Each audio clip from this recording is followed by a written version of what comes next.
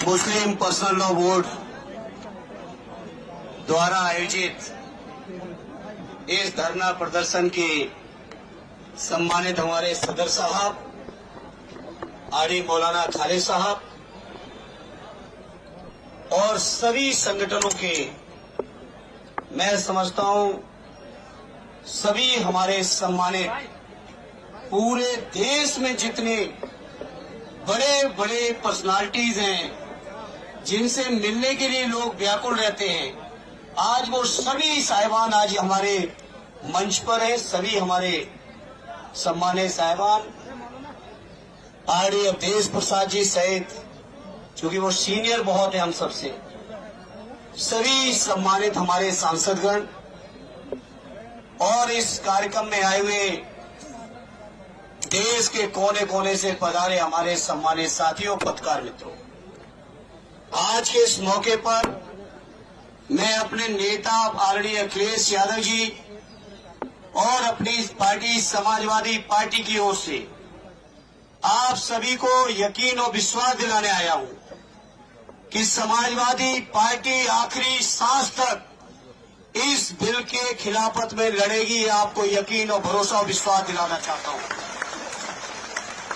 Bill के introduction से लेके जेपीसी से लेके जहां जहां तक ये बिल चला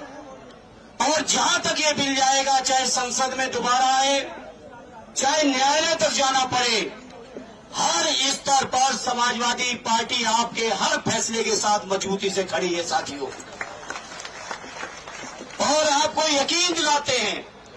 समाजवादी पार्टी को चाहे जितनी कुर्बानियां देनी पड़े, हमारे नेता अखिलेश यादव जी को चाहे जितनी भी झेलना पड़ेगा,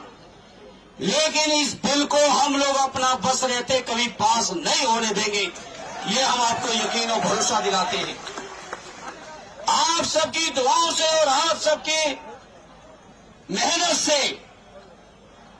समाजवादी पार्टी आज इस हैसियत में है, आपकी कृपा से, आपकी दुआओं से,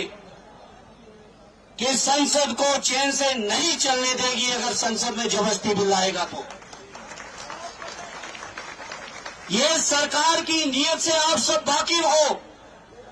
ये सरकार किसी भी तरह से जो हमारे मुसलमान भाइयों के, हमारे बुजुर्गों ने जो जमीनें वक्फ की हैं, चाहे इबादत गाहों के लिए किए हो, चाहे शिक्षण संस्थानों के लिए किए हो, चाहे कब्रिस्तानों के लिए की हो, चाहे समाज के और तमाम जरूरतों के लिए की हो, उनकी जो नीयत थी वक्फ करने की जमीन की, उस नीयत के खिलाफ जाके सरकार जमीन कब्जा करना चाहती है। सरकार को पता है कि रेल और रक्षा के बाद अगर सबसे ज्यादा कई जमीनें हैं तो हमारे वक्फ बोर्डों के पास है। ये बीजेपी के लोग जो देश के अंदर नफरत फैला रहे हैं, देश के अंदर लोगों को चैन से नहीं रहने देना चाहते हैं, देश के अंदर हमारे मुसलमान भाइयों के हर स्तर पर हमला कर रहे हैं, चाहे उनके शिक्षण संस्थान हो, चाहे उनका रोजगार हो, व्यापार हो। अब तो हद हो गई जब उनके द्वारा वक्फ की हुई जमीनों पर भी इनकी नीयत है। तो मैं आदरणीय अखिलेश यादव जी की ओर से, समाजवादियों की ओर से आप सबको यकीन दिलाता हूं, हर स्तर का संघर्ष करेंगे, इस बिल को वापस करा के छोड़ेंगे। ये मैं आप सभी को यकीन और विश्वास दिलाना चाहता हूं। मैं आज के इस मौके पर मैं सलूट करता हूं देश की आवाम को। हमारे उत्तर प्रदेश की जो सरकार थी, देश की जो सरकार थी, इसकी नीयत नहीं थी कि होली और जुमे के दिन कहीं अमन चैन रह पाए। लेकिन मैं सलाम करता हूं देश की आवाम को कि लोगों ने जो भाईचारा, जो मोहब्बत, जो आपस में एकता प्यार दिखाया है, उससे सरकार की नीयत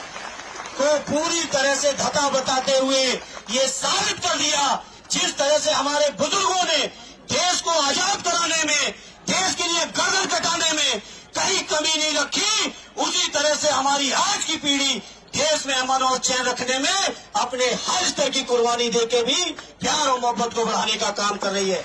इसलिए आज इस मौके पर चूंकि बहुत सारे लोग आए हैं, हम ज्यादा समय नहीं लेंगे। इस मौके पर मुस्लिम पर्सनल लॉ बोर्ड के आरडी खालिद साहब से लेके मौलाना उस्मानी साहब से लेके सभी सम्मानित पदाधिकारियों का मैं शुक्रगुजार हूं कि उन्होंने मुझे मौका दिया अपनी बात को रखने का, और इतने आवाम के बीच देश की मीडिया के सामने एक बार फिर आदरणीय अखिलेश यादव जी की ओर से आपको यकीन दिलाते हुए, चाहे जितनी कुर्बानी देनी पड़ेगी, चाहे जितना संघर्ष करना पड़ेगा, चाहे जितनी लड़ाई लड़नी पड़ेगी, लेकिन